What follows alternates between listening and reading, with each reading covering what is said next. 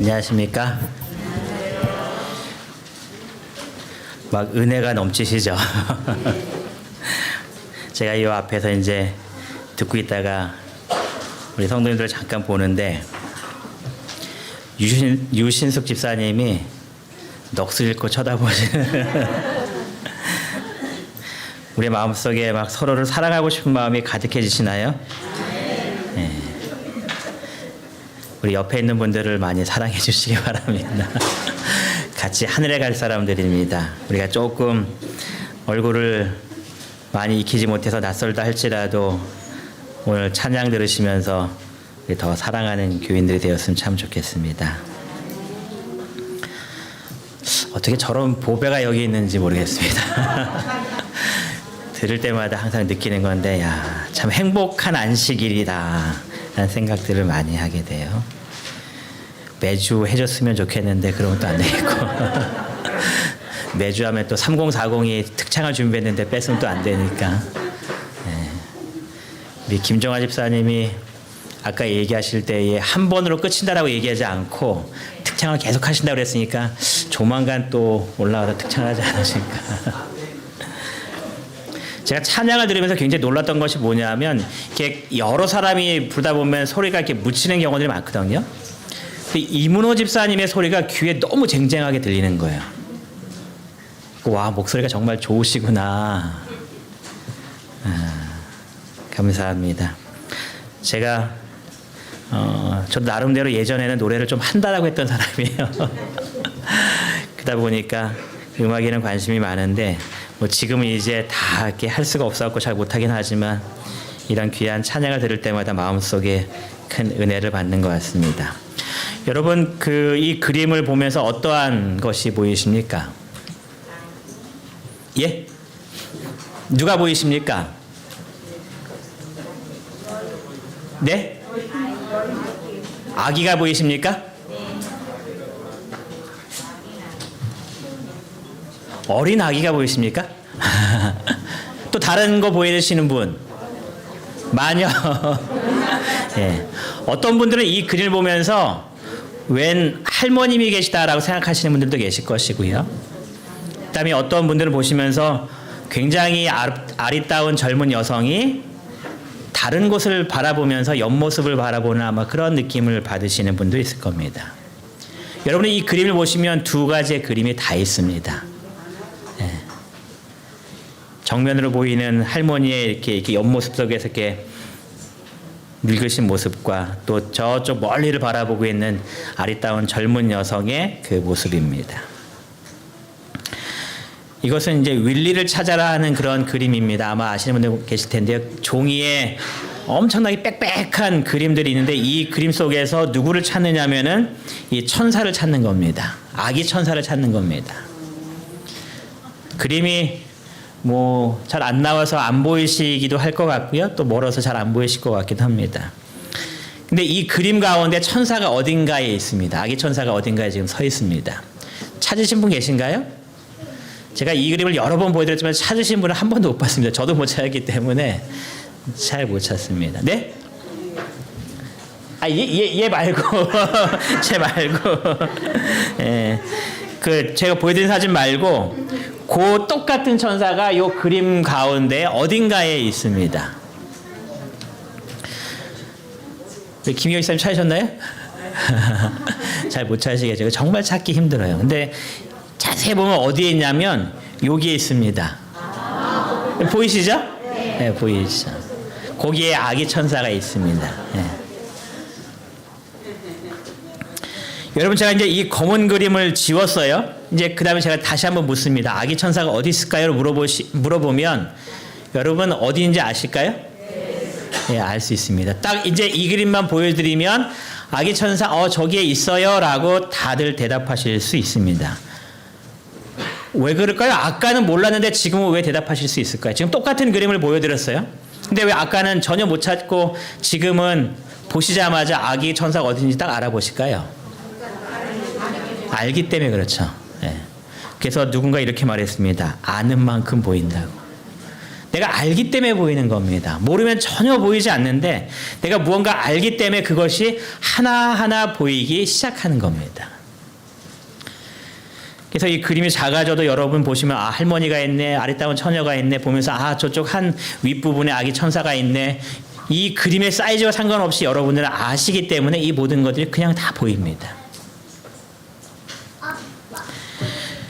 그래서 아는 것은 정말 중요하다라고 이해하죠. 여러분 우리의 삶 속에 한 주간 동안 하나님의 은혜와 섭리가 가득했을까요? 여러분의 삶을 한 주간 동안 뒤돌아보실 때에 정말 내 삶 속에 하나님의 은혜가 가득했고 하나님의 섭리가 가득했음을 여러분들 경험하셨습니까?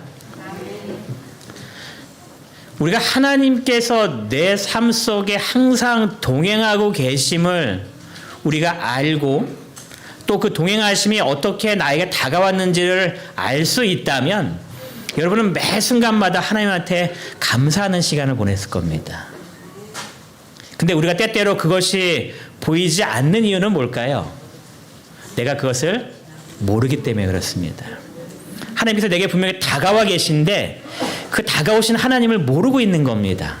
그렇기 때문에 하나님의 은혜를 지금 많이 경험하고 있지만 그냥 내 마음속에 아 이번 주는 참 행복했어, 그냥 이번 주는 참 재수가 좋았어 라고 이야기하면서 그 한 주를 보내시는 거죠.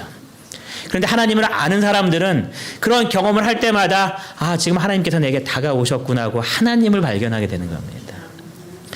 호세아 선지자가 우리에게 이렇게 이야기합니다. 우리가 여호와를 알자, 힘써 여호와를 알자. 여러분 호세아 선지자가 왜 이렇게 여호와를 알자라고 우리에게 호소할까요? 여호와를 아는 것도 아주 힘써서 여호와를 알아야 된다라고 왜 우리에게 이야기할까요? 알아야지만 그 하나님이 보이기 때문에 그렇습니다.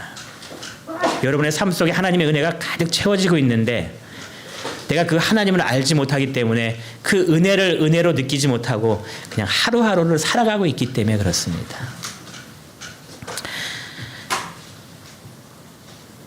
(2023년) 교회의 이문동교회 표를 이렇게 정했어요. 하나님께 더 가까이 나아가자. 하나님께 더 가까이 나아가자. 여러분 하나님께 더 가까이 나아가고 싶은 마음이 있으신가요? 우리 삶 속에 하나님께 더 가까이 나아가야 됩니다. 그래서 하나님과 더 친밀해져야겠죠. 그래서 우리 삶 속에 생활에 여러 가지 개혁들을 올해 좀 시도해 보려고 합니다. 가장 중요한 것은 이 말씀에 대한 생활일 것 같아요. 여러분 말씀이 얼마나 중요한지 히브리 4장 14절은 이렇게 이야기하죠. 하나님의 말씀 살았고 운동력이 있어 좌우의 날성검보다도 더 예리하여 우리의 온 영과 혼과 몸과 마음과 골수를 찔러 쪼개기까지 한다라고 이야기합니다. 우리 삶 속에 뭔가 부족한 나의 품성이 있을 때에 그 품성을 변화시킬 수 있는 그 힘이 어디에 따로 이야기하는 걸까요? 말씀에 있다는 겁니다. 근데 수많은 사람들이 말씀을 읽죠. 제가 성경을 통독하는 사람들을 여러 번 봤습니다. 새벽 기도에 나와서 울며 통곡하고 기도하는 사람들을 여러 번 봤습니다. 근데 그러한 삶 속에 삶이 변하지 않는 이유는 뭘까요? 말씀을 내 마음속에 깊이 묵상하고 체험하는 그런 시간들이 부족하기 때문에 그렇습니다. 말씀은 나를 찔러 쪼개면서 나를 변화시키기 원하는데 우리는 그 말씀을 피상적으로 받아들이기 때문에 그 성령의 은혜가 내 안에서 나를 변화시키는 그 역사가 일어나지를 않고 있는 겁니다. 내가 왜 이렇게 변하지 않지? 그걸 한번 고민해 보시기 바랍니다. 하나님의 은혜가 나를 완전히 주관할 수 있도록 내 삶을 주님 앞에 전적으로 드리지 않는 그러한 삶. 말씀을 볼 때에 단순히 머릿속으로 이해하면서 살아가는 그러한 삶 속에서 하나님께 나를 변화시키는 그런 역사가 이루어지지 않는 경우가 참 많다는 겁니다. 여러분 우리가 자녀들을 교육시킬 때에 어떠한 책이 가장 좋은 책일까요? 양서를 많이 꼽으시잖아요. 근데 디모데후서 3장 10절에 보니까 모든 성경 하나님의 감도로 된 것으로 교훈과 책망과 바르게 함과 의로 교육하기에 유익하다라고 이야기합니다. 그리고 우리 자녀들에게 가장 좋은 책은 어떤 책이에요? 성경책이죠. 여러분 제가 예전에 이런 말씀도 드렸잖아요. 해도를 발견한 사람이 있습니다. 어느 누구도 바닷속에 길이 있다라고 생각한 적이 없었었는데 한 사람이 바닷속에 길이 있을 거야 라고 생각해서 해도를 그렸습니다. 그 사람이 그래서 아주 유명한 사람이 됐는데 해도를 어떻게 그가 발견하게 됐냐면 성경을 읽다 발견하게 된 겁니다.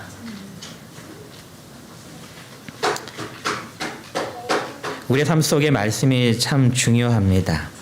그래서 우리가 말씀으로 우리의 삶이 더욱더 하나님과 가까워지는 게 지식적으로 가까워지는 삶이 아니라 마음속에서 하나님과 더 깊은 관계를 누리는 그런 변화를 좀 시도해 보려고 합니다.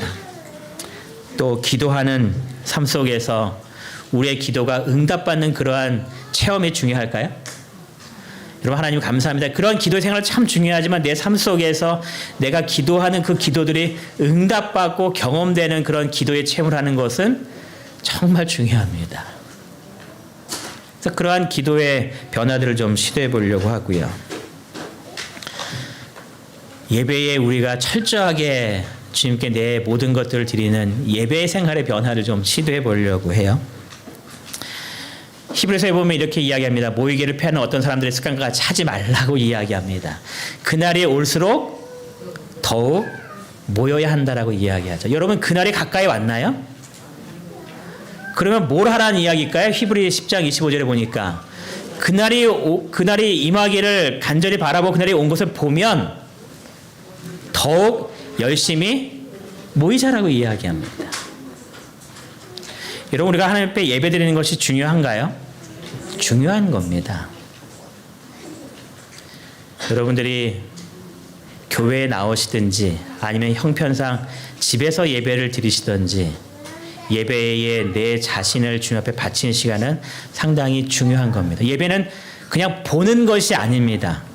마치 드라마 보듯이 보는 것이 아니라 예배는 내 자신을 하나님께 바치는 겁니다. 그래서 로마서 12장 1절에 보니까는 하나님이 너의 몸을 하나님이 기뻐하시는 거룩한 산 제물로 드려요. 보통 구약의 제사는 어떠한 제물을 드렸나요? 양을 살아있는 양을 드렸나요? 아니요, 양을 죽여서 드렸거든요. 그런데 로마서에는 말씀하시기를 너의 몸을 하나님이 기뻐하시는 거룩한 살아있는 제물로 드리래요. 그 말은 우리가 예배에 주님 앞에 나올 때에 우리 자신을 하나님 앞에 바치라는 이야기입니다. 예배는 이 예배 시간은 우리 자신을 하나님께 드리는 삶입니다. 나의 모든 것들을 하나님께 다 바치는 삶입니다. 그래서 여러분의 예배 시간에 그래서 딴짓하시면 안 되는 겁니다. 하나님께 내 자신을 완전히 드렸기 때문에 그 사이에 다른 뭔가가 끼어들면 안 되는 겁니다. 그래서 초등학교 있을 때에 교장 선생님이 예배 시간에 그 강당을 한 바퀴 이렇게 삥 돕니다. 중간중간에. 그래서 애들이 핸드폰 하고 있으면 뒤통수를 딱 칩니다. 예배 시간에는 다른 거 하는 시간이 아니라 우리의 모든 생각을 다 누구에게 드리는 시간이에요? 하나님께 드리는 시간입니다. 내 자신이 하나님께 완전히 바쳐지는 시간입니다. 산 제물로 드려지는 시간입니다. 이런 삶의 변화가 우리들을 하나님께 더 가까이 나가게 하는 삶이라고 분명히 믿어요. 올 한해 여러분 하나님께 더 가까이 나아가는 그런 이문동교회 성도님 되시기를 바랍니다. 우리가 하나님을 알 때에 하나님과 더 가까워질 수 있을까요? 알아야지만 가까워집니다. 누군가를 알지 못하면 가까워지기는 어려워요. 알아야지만 가까워집니다. 그래서 호세아 선지자는 우리가 하나님께 더 가까워지는 삶을 살도록 하시기 위해서 우리에게 여호와를 알자라고 호소하는 겁니다. 여호와를 좀 알라고. 그분이 어떠한 분이신지를 좀 알아서 알기 때문에 내 삶 속에 임하시는 그 하나님을 매일매일 발견하라고 이야기하는 겁니다. 근데 여러분 시편에 보니까 또 이러한 말씀을 우리에게 합니다. 여호와여 주의 이름을 아는 자가 주를 의지하오리니라고 이야기합니다. 주의 무엇을 아는 자요? 이름을 아는 자가 주를 의지한다라고 이야기합니다. 그냥 주를 의지하세요라고 얘기할 수 있는데 이 다윗은 우리에게 말하기를 주의 이름을 아는 자가 주를 의지하겠다라고 이야기해요.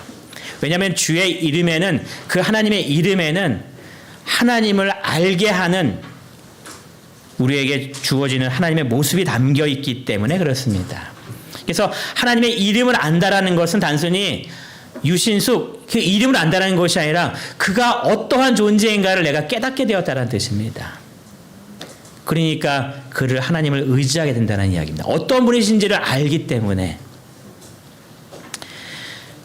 제 옛날 저는 별명이 참 많았는데 옛날 별명 중에 하나가 뭐가 있었냐면은 베들레헴이라는 별명이 있습니다.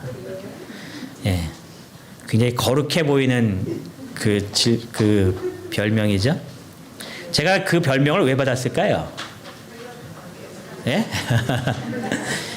이 한국식 발음이기 때문에 이게 조금 헷갈려요. 근데 이것을 글씨로 쓰면 이겁니다. 이 별명은 뭐예요? 너는 좀 뚱뚱해 이제 그 뜻이에요. 너는 좀 배가 나왔네 해서 이제 그 별명이 베들레헴입니다. 그래서 이 이름 속에서는 그 사람이 어떠한 존재인가를 나타내는 겁니다.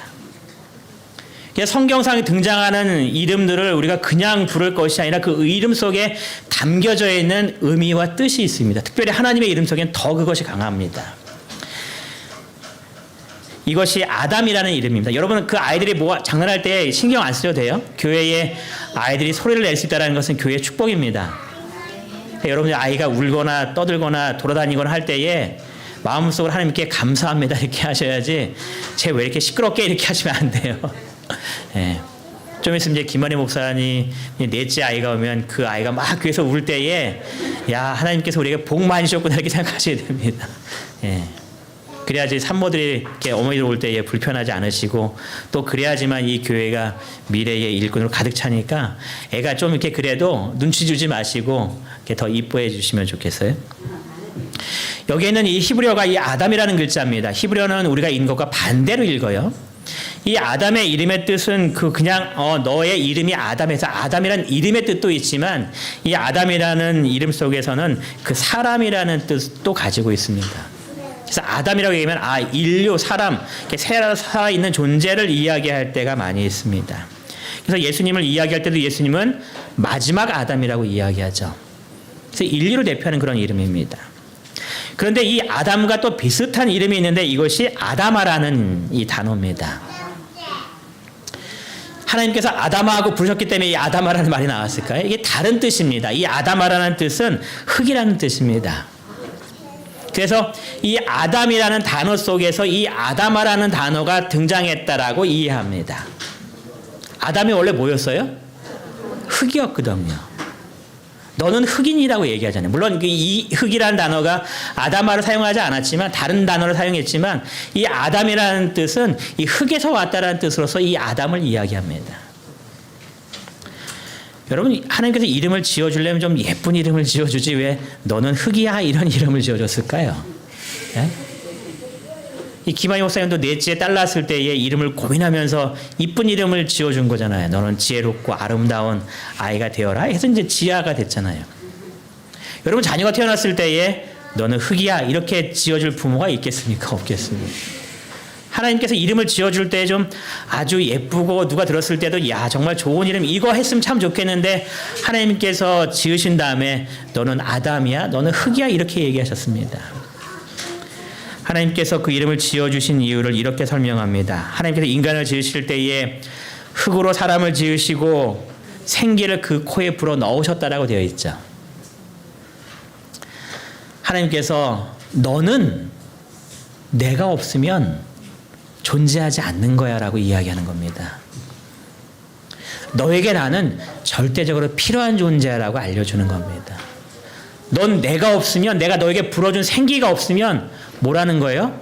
흙이 아무것도 존재하지 않는 거야 라고 하나님께서 아담에게 끊임없이 일깨워 주시는 겁니다.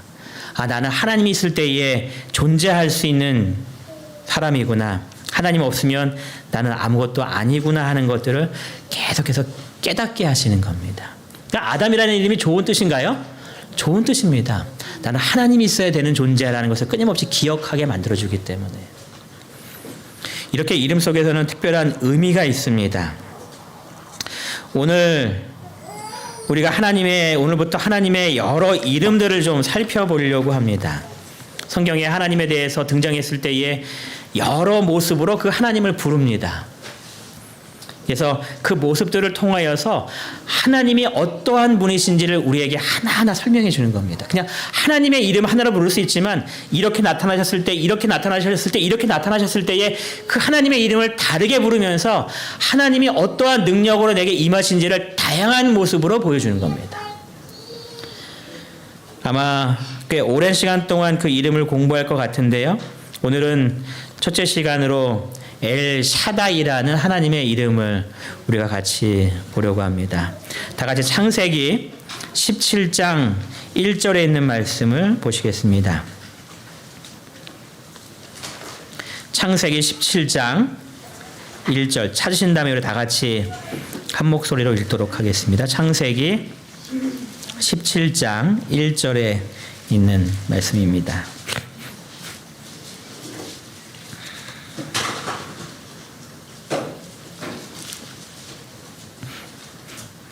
우리 찾으셨으면 같이 한 목소리 읽겠습니다. 시작. 아브라함이 99세 때에 여호와께서 아브라함에게 나타나서 그에게 이르시되 나는 전능한 하나님이라 너는 내 앞에서 행하여 완전하라. 여기서 나는 전능한 하나님이라라고 말씀하실 때에 이 전능한 하나님이 엘샤다이라고 성경에 기록이 되어 있습니다. 엘샤다이라는 이름의 뜻은 나는 전능한 하나님이라는 뜻입니다. 아브라함이 99세 때에 하나님께서 나타나십니다. 물론 아브라함의 생애 속에 여러 번 나타나셨겠지만 큰 어떠한 사건적인 의미에서 이야기할 때에 99세가 되었을 때에 하나님께서 특별한 어떠한 목적으로 이 아브라함에게 임하셨다라는 이야기입니다. 이 아브라함이 99세 때에 하나님께서 임하셨는데 성경에서 아브라함에게 첫 번째 나타나셨을 때의 그 나이는 아브라함이 75세 때에 등장합니다.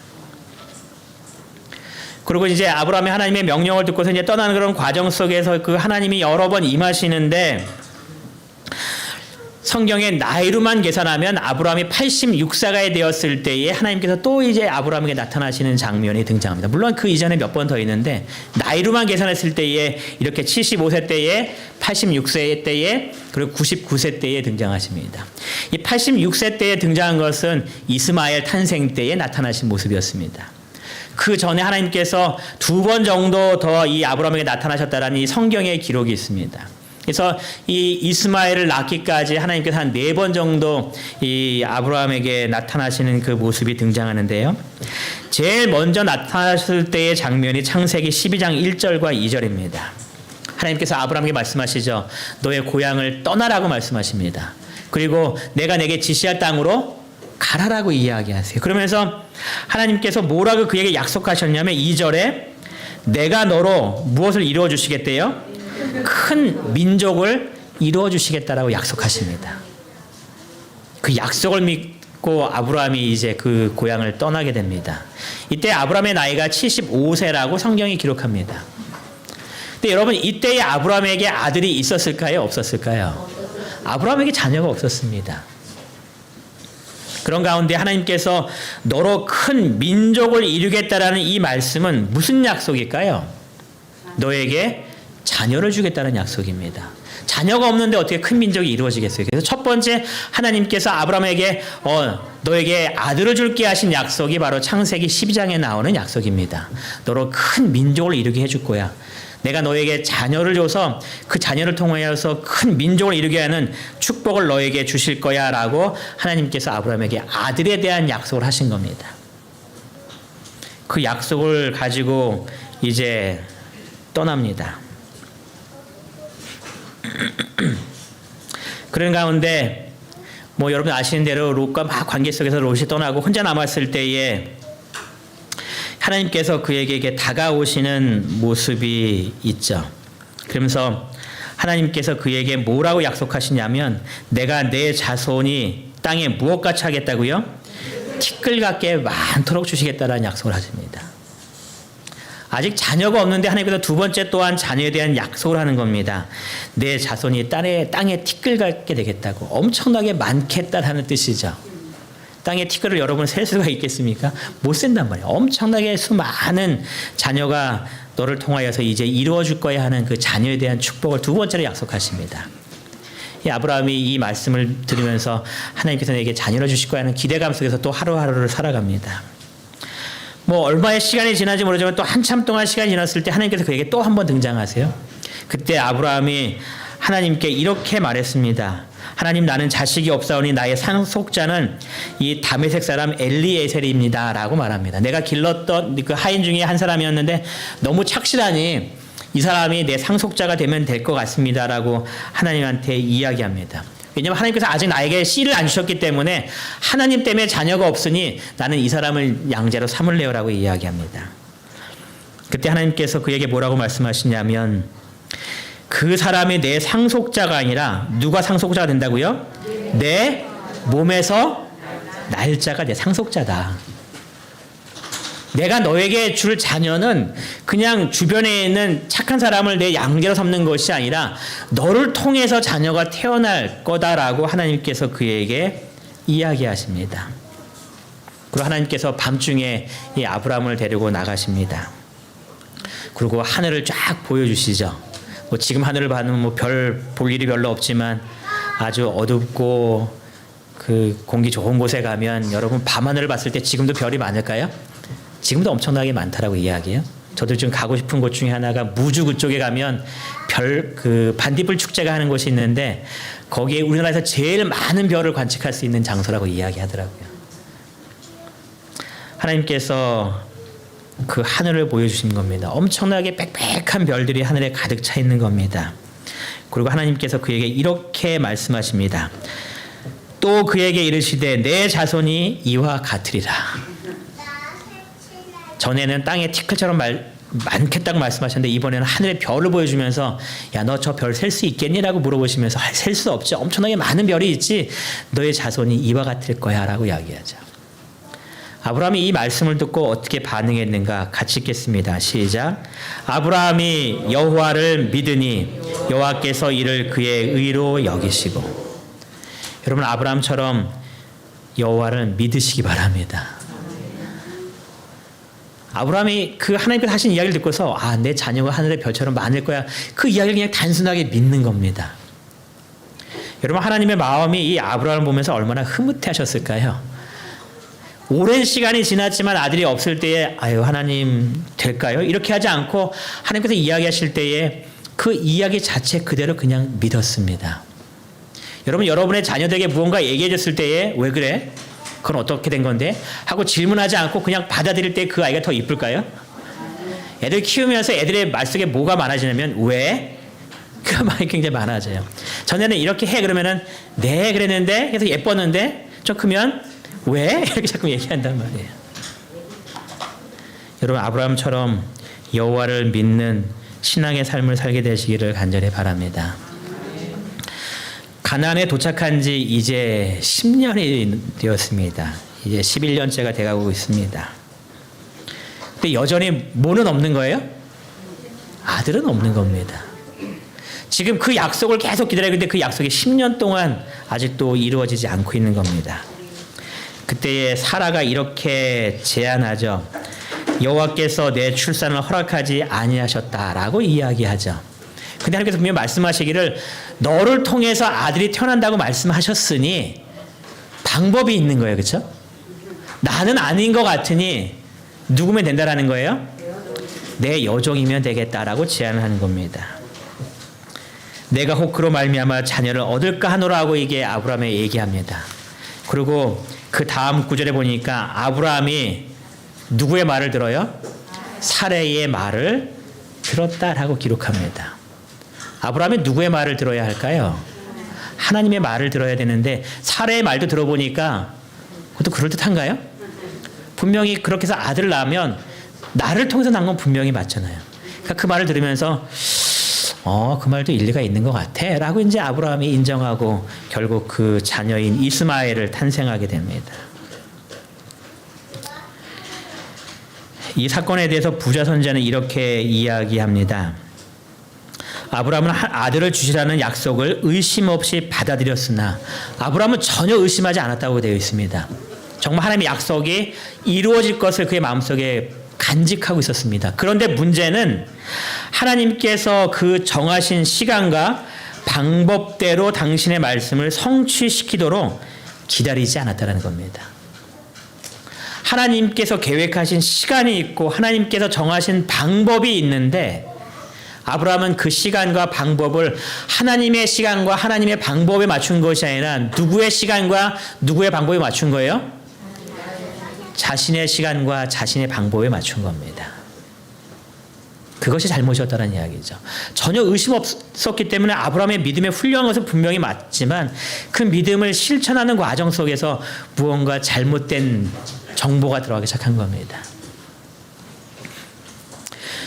여러분 기다리시기가 초조할지라도 하나님께서 정하신 시간과 하나님께서 정하신 방법으로 그 모든 일을 따라 순종할 수 있도록 하나님께 믿음을 달라고 지혜를 달라고 날마다 더욱더 기도하시게 되기 바랍니다. 사례의 말이 아무리 합리적이고 달콤하다 할지라도 그것이 하나님의 방법이 아니었다면 그 말은 우리가 결코 따라서는 안 될 이야기라는 이야기입니다. 근데 아브라함이 이제 그걸 실수한 거죠. 그럼 왜 하나님께서는 그렇게 오랫동안 아들을 안 주셨을까요? 그냥 빨리 주면 이런 실수를 범하지 않았을 텐데 왜 하나님께서는 그렇게 오랜 시간이 흘러가기까지 이 아들을 주지 않으셨을까요? 그 이유에 대해서 부자 선자는 이렇게 또 설명합니다. 같이 읽겠습니다. 시작. 하나님의 능력에 대한 그의 믿음을 시험하기 위하여 지체되는 일을 허락하셨으나 그는 그 시험을 견디는데 실패하였다. 무엇 때문에 시간이 지금 지체되고 있는 거예요? 하나님의 능력에 대한 그의 믿음을 시험하고 있는 겁니다. 어떠한 상황이 벌어진다 할지라도 하나님의 능력에 대해서 조금도 의심하지 않고 하나님을 믿을 수 있는 그 믿음을 아브라함에게 지금 주시기 원하시는 겁니다. 그래서 하나님께서 그 시간을 지금 지체하고 있는 겁니다. 여러분 내 삶 속에 혹 이러한 일이 있다면 하나님께서 내 믿음을 더욱더 성장시키기 위해서 허락하신 시간임을 마음속으로 기억하시면서 하나님을 굳게 더욱더 붙들게 되시기를 간절히 바랍니다. 하나님께서 여러분을 위한 분명한 계획이 있다는 이야기입니다. 그래서 여러분을 통하여 하나님의 원대한 일을 이루시고자 하나님께서 여러분이 좀 힘들지 모르지만 지체되는 일이 시작되고 있는 겁니다. 그 길을 꼿꼿하게 믿음으로 지켜나가면 하나님께서 나를 위하여 무엇을 준비하셨는지를 내 눈으로 보게 되는 겁니다. 그때 여호와를 어떻게 되는 거예요? 알게 되는 겁니다. 하나님이 이러한 분이셨구나 하고 알게 되는 겁니다. 그렇게 될 때에 우리가 더욱더 하나님을 섬기고 가까워지게 되고 그의 이름을 알기 때문에 그를 의지하는 삶을 여러분과 제가 살게 될 수 있게 되는 겁니다. 아브라함처럼 인간의 말을 들으면서 흔들리는 것이 아니라 하나님의 능력이 이루어지기를 끝까지 믿음으로 기다리시는 우리 모두가 되기를 간절히 바랍니다. 아브라함이 99세가 되었을 때 하나님께서 나타나시죠. 그러면서 하나님께서 뭐라고 아브라함에게 말씀하시냐면은 너는 내 앞에서 뭐 하래요? 완전하라라고 이야기합니다. 내 앞에서 행하여 완전하라고. 그럼 그 말은 그 이전은 지금 어땠다는 이야기일까요? 내 앞에서 완전하게 행하지 않았다는 지금 이야기를 하는 겁니다.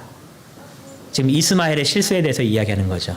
네가 나에 대한 온전한 믿음의 의지를 지금 갖고 있지를 못했구나 하는 부분을 지금 책망하시는 그런 부분이다라고 생각이 됩니다. 나는 전능한 하나님이야. 나만 믿고 끝까지 나를 따라오라고 이야기하시는 겁니다. 행하여 완전하라고. 흔들리지 말고 내 말을 끝까지 믿고 나를 따라오라라고 이야기합니다. 왜냐하면 나는 어떠한 하나님이니까요? 전능한 하나님이니까. 여러분 전능이란 뜻이 뭘까요? 전능이 무슨 뜻입니까? 하지 못할 일이 하나도 없으시다. 모든 것들이 다 가능하다라는 것이 전능이잖아요. 그래서 우리가 하나님에 대해서 기도하실 때에 전능하신 하나님이라는 말을 많이 쓰잖아요.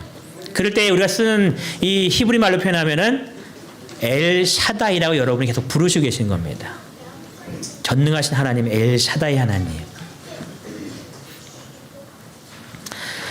하나님께서 이렇게 아브라함에게 말씀하십니다. 내가 그에게 복을 주어 그가 내게 아들을 낳아주게 하며 그래서 내가는 누굴까요? 하나님을 이야기합니다. 그에게, 그럼 그는 누굴까요? 사라를 이야기합니다. 하나님께서 사라에게 복을 주시겠다라는 겁니다. 지금까지 자녀를 낳지 못했는데 자녀를 출산할 수 있는 복을 주겠다고 지금 하나님께서 말씀하시는 겁니다. 내가 사라에게 복을 주어서 자녀를 출산할 수 있는 능력을 그에게 공급해 주어서 사라가 내게 아들을 낳아주겠다라고 지금 하나님께서 말씀하시는 겁니다. 그 이야기를 들었을 때 아브라함이 어떻게 반응하냐면 17절에 아브라함이 엎드려 뭐 했대요? 웃었다라고 이야기합니다. 이 웃음이 행복한 웃음이 아니라 어떠한 웃음이었냐면 100세 된 사람이 어찌 자식을 낳을까? 사라는 99세니 어찌 출산할 수 있을까? 그 말씀을 받아들이는 것이 아니라 그냥 픽 웃는 겁니다. 에이, 하나님 지금 우리 나이가 몇 살인데 하면서 지금 웃는 겁니다. 그러면서 18절에 아브라함이 하나님께 이렇게 이야기합니다. 하나님, 이스마엘이나 하나님 앞에 살기를 원합니다. 그냥 안 된다라고 이야기하는 거죠. 왜 이렇게 아브라함이 안 된다라고 이야기했을까? 전에는 분명히 계속 고백했잖아요. 믿는다고 이야기했거든요. 그 약속 하나 따라서 지금까지 계속 왔는데 왜 지금은 하나님 이스마엘이나 잘 살게 해주세요 하면서 안 된다라고 이야기할까요? 그 이유가 이것 때문이었습니다. 아브라함과 사라는 나이가 많아 늙었고 사라에게는 여성의 생리가 끊어졌는지라. 자녀를 낳을 수 있는 확률이 있다라는 거예요? 없다라는 거예요? 없다라는 이야기입니다. 이게 불가능하다라는 이야기입니다. 그러니 하나님께 말하기를 하나님, 에이, 우리가 지금 나이도 이렇게 됐고 사라 이제 임신할 수 없는 몸의 상태가 되었으니 하나님 끝난 거예요 라고 얘기했다라는 거죠. 아브라함의 이 삶의 모습을 좀 가만히 좀 생각해 봤어요. 그랬더니 전에 아브라함이 그렇게 네, 믿습니다, 하나님 따라가겠습니다 했던 모든 이유 중에 하나가 그것이 얼마만큼 차지했는지 모르겠지만 그의 마음속에 인간의 능력으로 가능하기 때문에 그렇게 믿었던 것 같습니다. 그런데 이제 모든 인간의 방법을 다 동원해도 불가능해지니까 아브라함은 어떻게 반응하는 거예요? 하나님, 어려운 일입니다 라고 반응하는 거죠. 여러분도 혹시 그런 마음을 품을 때가 있으십니까? 인간의 생각으로 가능할 때는 믿는다고 얘기했다가 불가능한 모든 것들이 펼쳐지자 하나님 이제 다 끝났습니다라고 우리의 마음을 표현할 때가 혹시 있으십니까? 여러분, 그때 하나님께서 여러분에게 나타나서 하시는 말씀이 나는 전능한 하나님이다라고 이야기하십니다. 너는 내 앞에서 행하여 완전하라라고 이야기합니다. 전혀 흔들리지 말고 나를 믿고 끝까지 따라오라라고 이야기합니다. 네 주변의 환경이 모든 것이 불가능이라고 이야기한다 할지라도 그것을 가능케 하시는 엘샤다이 하나님이 있으니 그냥 나를 믿고 끝까지 따라오라라고 여러분에게 이야기하십니다. 여러분, 그 하나님의 음성에 아멘으로 대답하시고 믿음으로 끝까지 따라갈 수 있는 우리 성도님 되시기를 간절히 바랍니다. 성경 읽다 보면은 뭐 궁금한 것 중에 하나가 어떻게 마리아는 예수님의 어머니가 되는 축복을 얻을 수 있었을까 하는 그 생각을 좀 하게 돼요.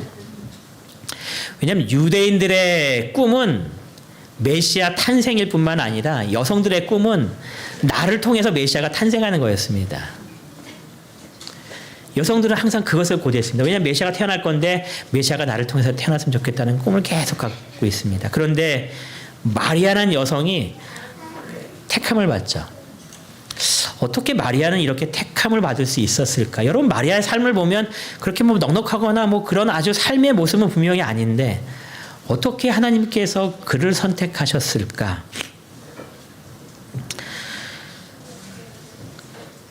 누가복음 1장 35절부터 37절까지 보시면 이 예수님의 탄생에 대해서 이렇게 천사가 이야기합니다.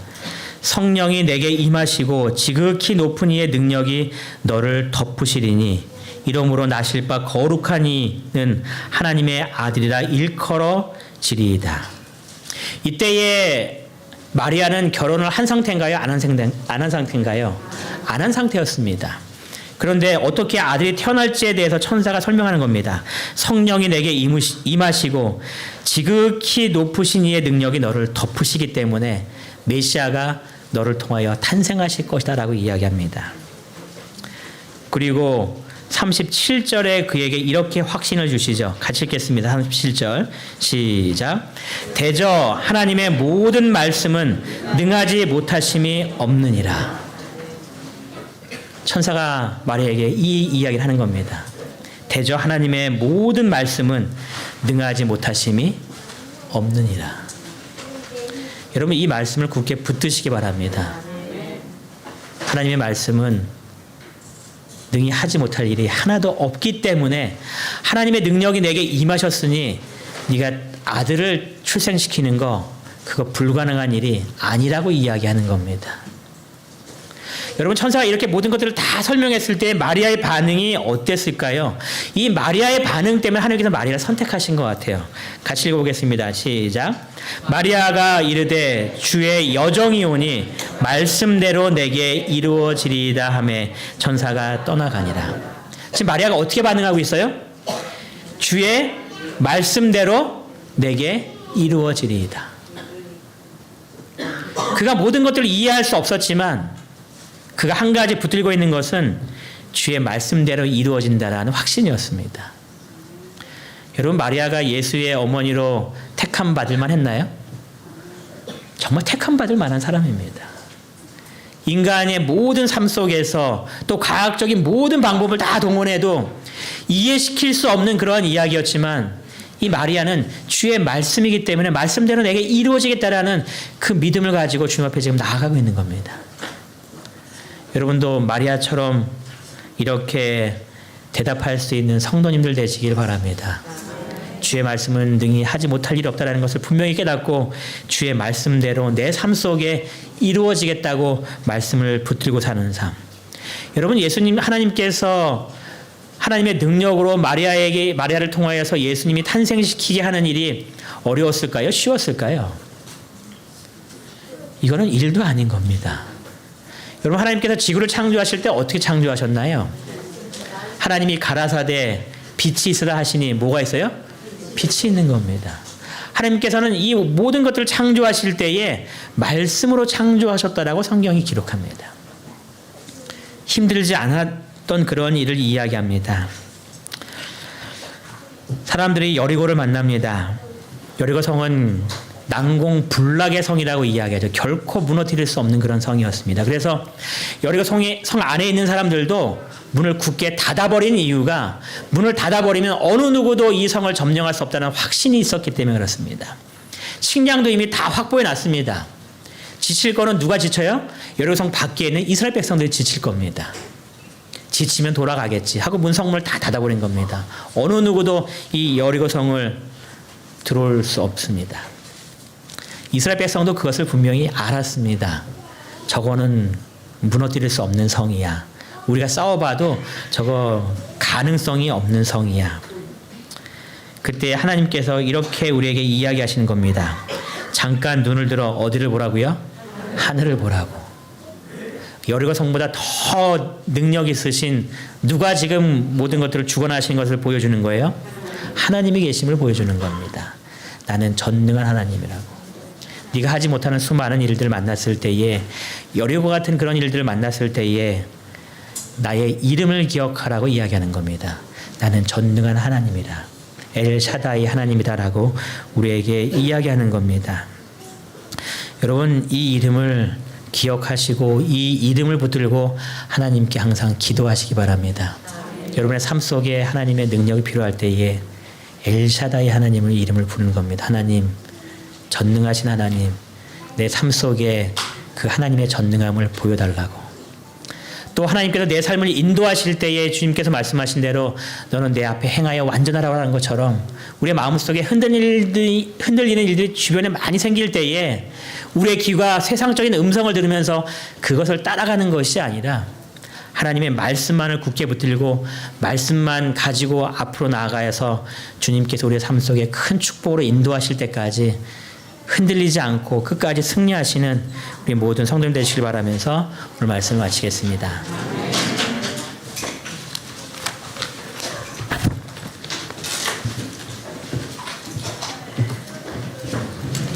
마치는 참여는 141장입니다. 141장 부른 후에 말씀하여 주신 목사님께서 기도하여 주시겠습니다.